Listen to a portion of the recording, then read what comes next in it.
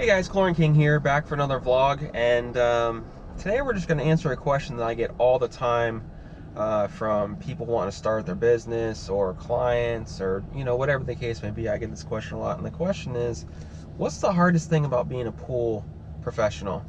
And honestly, it's not the physical part, it's not a physical job, it's not, learning what to do as far as treating the pool or anything like that, or being reliable, or getting up each day, stuff that is a common problem for, a lot of people. The biggest thing, in my opinion, is being the expert in everything that there is in pools. There's very few people that I can name off the top of my head right now that are truly experts in the industry, and I'm not one of them, believe me. The thing is there's just so many different variables out there. There is,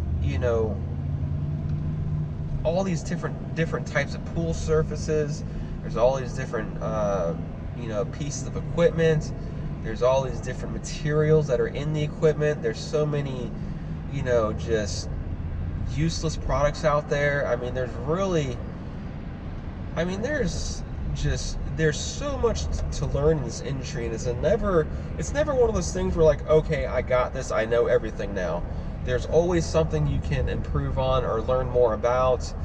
Fortunately, I love to learn about stuff. So, when I'm not cleaning pools, I'm home researching stuff, because I do want to eventually be able to call myself an expert someday, like some of the people I know. So,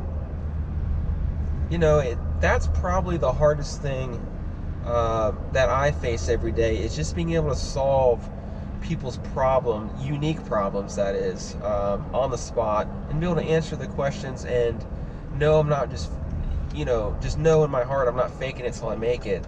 I actually am giving them a solid, educated answer. So that's it. That's the hardest thing I found that I deal with every day, or that's the hardest